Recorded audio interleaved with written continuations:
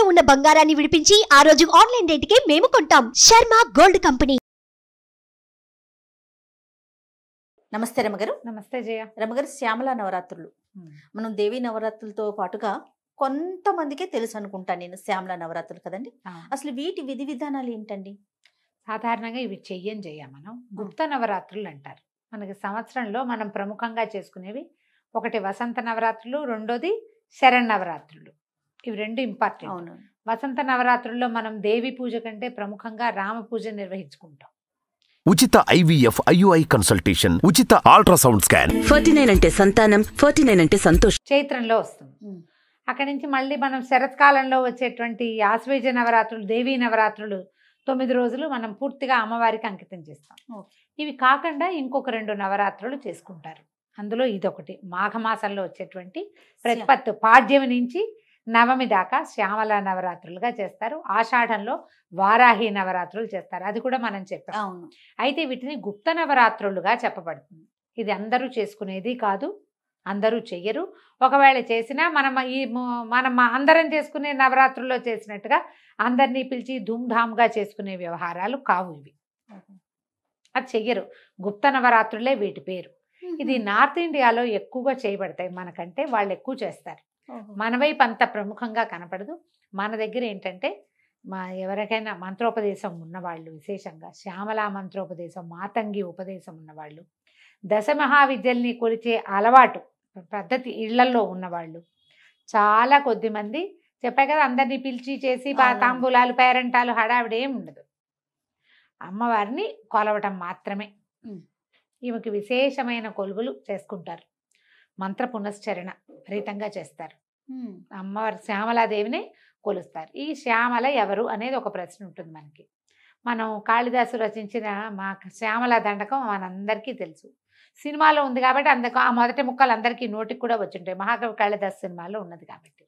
అయితే ఈ శ్యామల దండకాన్ని చదువుకోవచ్చు. ఇప్పుడు ఈ అమ్మవారిని మంత్రిని అనే పేరుతోటి చెప్తారు. లలితా సహస్రంలో మంత్రిని నామధేయం కనపడుతుంది. త్రిపుర సుందరి యొక్క మంత్రివర్గంలో అమ్మవారు అన్నమాట. ఈవిడ పరివార శక్తి. ఒరిజినల్గా పరాశక్తే శ్యామల అంటం కాకుండా పరాశక్తి తాలూకు అంశాలలో దశమహావిద్యలుగా చెప్పబడే అంశంలో మాతంగి అనే విద్య ఈమె అని చెప్తారు. ఆమె తన సైన్యాధిపతుల్ని, మంత్రుల్ని అట్లా సృజించింది. ఆ మంత్రులలో ఈమె ప్రధానమంత్రి శ్యామలాదేవి. పరాశక్తి యొక్క మంత్రిని. ఈవిడ మతంగ మహామునికి కుమార్తెగా జన్మించిందట. అంచేత ఈమెని మాతంగి అంటారు. మాతంగి మధుచాలిని అమ్మవారి ఈమె మాతంగి. ఎట్లా ఉంటుందంటే చక్కగా ఆకుపచ్చని అంటే ఎలా ముదురాకు పచ్చ రంగు వర్ణంతో కనపడుతుంది మనకి. శ్యామల స్వరూపం అనగానే ఎర్రని వస్త్రము ఆకుపచ్చగా కనపడుతుంది. అంటే నలుపులోకి చేరికగా ఉన్న ముదురాకు పచ్చ రంగు వర్ణ ఛాయ, వీణ వాయిస్తూ ప్రత్యేకమైన స్వరూపంలో ఇట్లా ఉజ్వలంగా ఉన్న ముఖము ఎంత బాగుంటుందో అసలు ఆ పిక్చర్ ఊహిస్తేనే బాగుంటుంది. అది కూడా ఈ మాణిక్య వీణాముపలాలయంతి శ్లోకం వల్లే దీన్ని సృజించారనమాట. ఈ స్వరూపాన్ని ప్రత్యేకమైన స్వరూపంలో ఉంటుంది. ఈమె జ్ఞానప్రదాత, విద్యాప్రదాత. కాళిదాస మహాకవికి అక్షర జ్ఞానం లేని వాడికి కావ్యాలు రాయగలిగే ప్రజ్ఞనిచ్చింది ఈ తల్లి. ఈమెని ప్రసన్నం చేసుకుంటే మనకి ఎలాంటి సమస్యలు ఉన్నవాళ్ళు ఈ నవరాత్రులు చేసుకోవచ్చు. నవరాత్రులు 9 రోజులు 9 రకాల రూపాలతోటి అర్చింపబడుతుందట అమ్మ.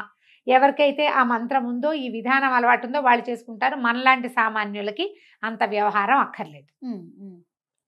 పిల్లలకి చదువులు రాకపోయినా, చదువుల్లో సగమయ్యి మిగిలిన సగము ఎప్పటికీ కాకపోయినా, ఏ సమస్య వల్ల ఆగిపోతే, ఏ సమస్య వల్ల ఇది ఆగిందో తెలియని వ్యాపార సమస్యలు,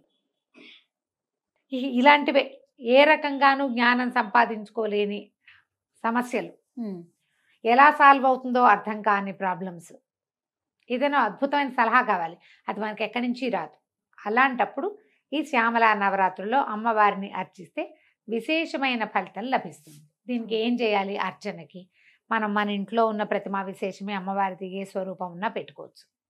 శ్యామలాదేవిది చిన్న ఫోటో ఏదైనా తెచ్చి పెట్టుకోవచ్చు. శ్యామల అంటే మనకు క్లియర్గా కనపడుతుంది.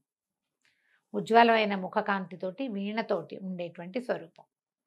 ఒక రకంగా సరస్వతి స్వరూపం అని కూడా మనం చెప్పచ్చు.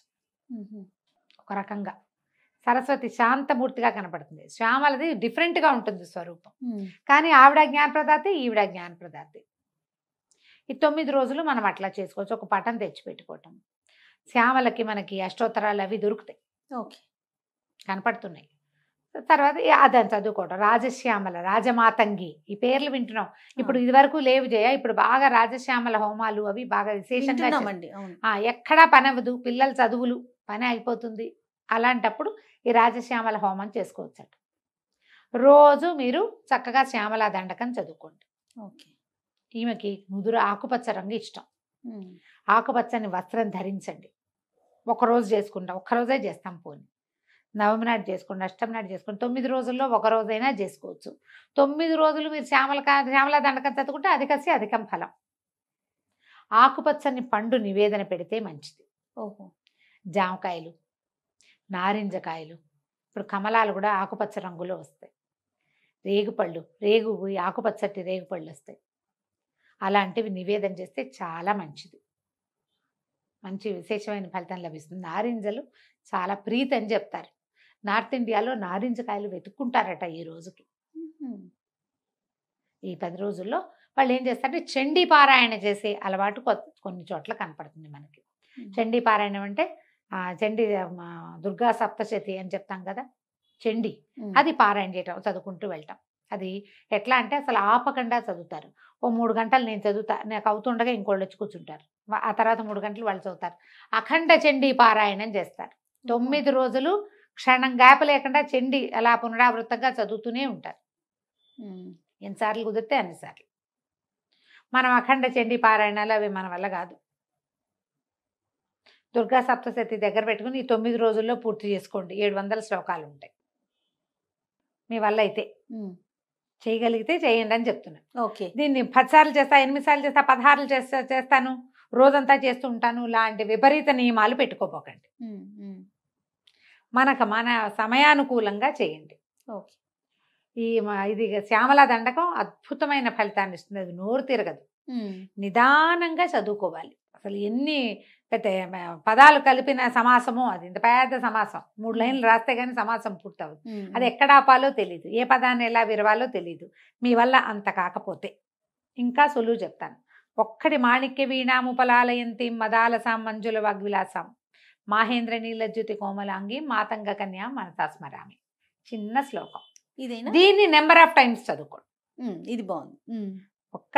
అమ్మవారి యొక్క స్తుతిని, ప్రార్థనా శ్లోకాన్ని మీరు 11, 21, 40, 108 ఈ అంకెల్లో ఏది కుదిరితే అది పెట్టుకోండి.